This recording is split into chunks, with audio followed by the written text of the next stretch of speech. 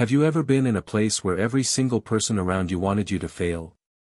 Where every stare, every whispered word, every deliberate challenge was meant to break you? That's exactly where she was, at the gates of one of the toughest military sniper schools in the world. They didn't believe she belonged there. They didn't think she could handle it. And they were determined to prove her wrong. But what they didn't know was that her rifle would speak for her louder than any insult ever could. Stay with me till the end, because this story will make you see courage, determination, and grit in a whole new light. And before we dive in, make sure you hit subscribe, because we bring you powerful stories of struggle, strength, and triumph you won't want to miss. She was the only woman in her class. 42 candidates, hardened men from across the country, each already proven in combat or training. And then there was her, Lieutenant Alexandra Hayes. She wasn't tall, she wasn't broad-shouldered, and she didn't swagger like the rest. But she carried something they didn't, a calm silence, the kind forged through years of discipline. Still, from the moment she stepped onto the gravel of the sniper schoolyard, the air turned against her. Whispers spread, she won't last a week. She'll crack under pressure. She's only here because of politics. The instructors didn't hide their skepticism either. They were old school, unforgiving. To them, sniping was an art too pure, too brutal for anyone but the toughest men. Alexandra knew that every drill, every crawl, every shot she fired wasn't just a test, it was a battlefield for her right to exist there.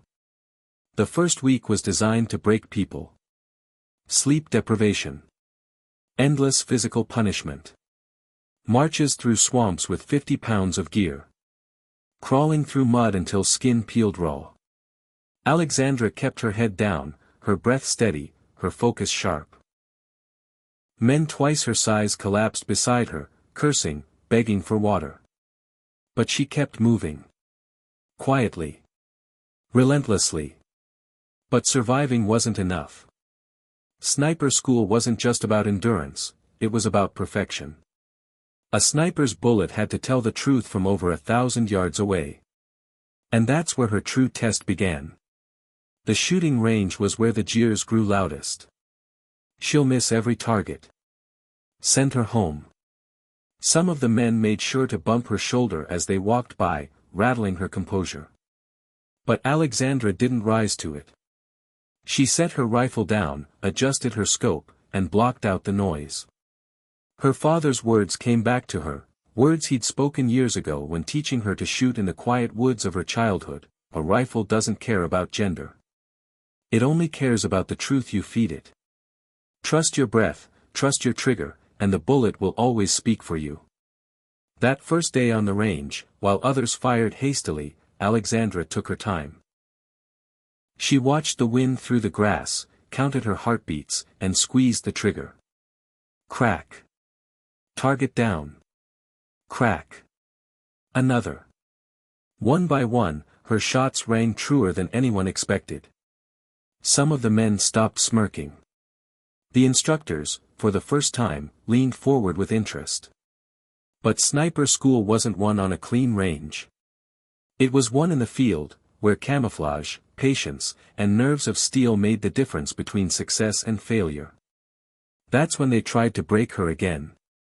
Field exercises meant days hidden in the wilderness, crawling through dirt, using shadows, waiting hours for a single shot. Alexandra was paired against the toughest in her class. She had to evade detection while lining up a perfect shot on instructors hidden miles away. The men around her whispered, "She won't make it through the night."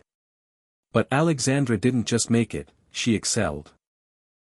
While others grew impatient, gave away their positions, or fell asleep at their posts, she became part of the earth itself.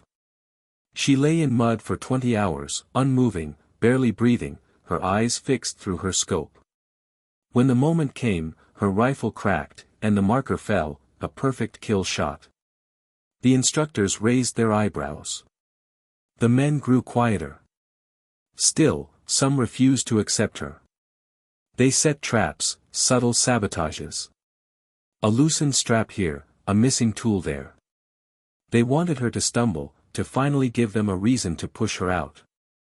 Alexandra noticed, but never complained. She adapted, improvised, and carried on. Every time they tried to strip her down, she came back sharper. Then came the final test, the infamous